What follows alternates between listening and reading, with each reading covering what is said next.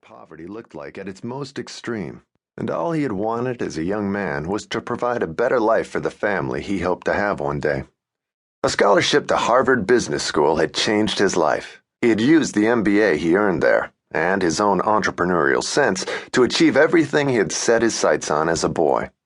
His mother never lived to see him graduate, and his brother had died in a mine accident at 19. Only Bill had escaped into a better world, and he never forgot where he came from and what he had achieved. He was brilliant in business, and at 52, he had fulfilled his dreams and worked at home now, managing his investments and spending as much time with Lily as he could. He had been both father and mother to her for 14 years and was infinitely proud of her. Lily showered and dressed and appeared at the breakfast table a few minutes later in her ski pants, thermals, and bare feet.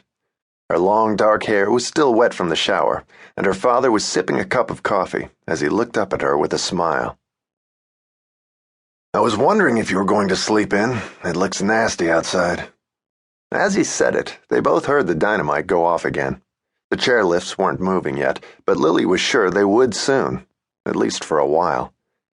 "I don't want to miss the day," she said, putting brown sugar on the oatmeal he had ordered for her from room service at a nearby hotel that provided food and maid service to the house they rented every year. "I love skiing with Jason, Daddy," she said, as he uncovered the rest of what he had ordered for her, scrambled eggs, bacon, and whole wheat toast. "I can't eat all that," she said, making a face. Lily was lean and athletic and in fantastic shape, and she was as beautiful as her mother had been, with the same lavender blue eyes, dark hair, and creamy skin, and a wide smile that mirrored his own. Bill was as fair as she was dark, and looked younger than his years. He had never remarried and had no desire to, as long as Lily was at home. He had dated the same woman for the past 2 years. Penny was devoted to her career, had never married, and had no children, and she traveled so much for her PR business that it never bothered her that the most important woman in Bill's life was Lily, and most of the time he was busy with his daughter and had little interest in anyone else. He and Penny had an unspoken arrangement that worked for both of them.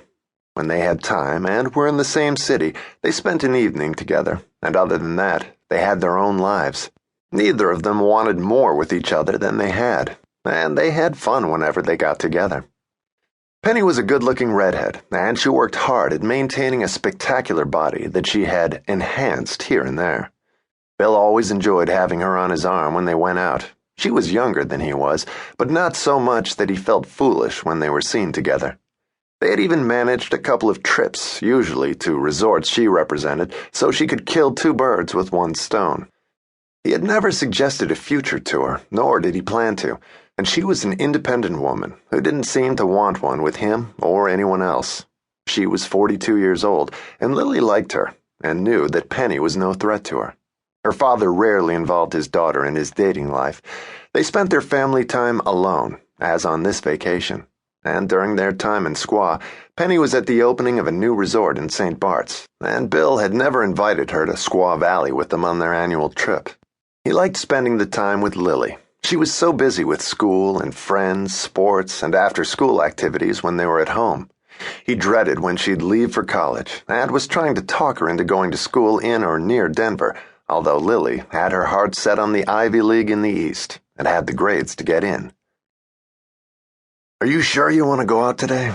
he asked, as she took a bite of the eggs and then nibbled a strip of bacon. "They'll probably close the mountain early. I want to get in as many runs as I can before they do," she said, then stood up to go finish dressing.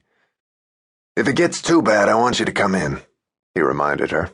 He admired her skill and her discipline, but he didn't want her taking crazy chances in ugly weather. But she was a sensible girl, too. "I know, Daddy," she said with a dazzling smile as she looked over her shoulder. "Don't worry, we'll be fine. Jason knows the mountain better than anyone here." It was one of the reasons why Bill had hired him years before. He wanted Lily to have fun, but he wanted her safe above all. He had lost her mother and didn't want to lose her as well. Lily's mother had been driving too fast the night she hit a patch of ice in Denver and died at 25, leaving Bill widowed with a 3-year-old child. He protected Lily as if she were made of glass. She was back 10 minutes later with her sweater on over her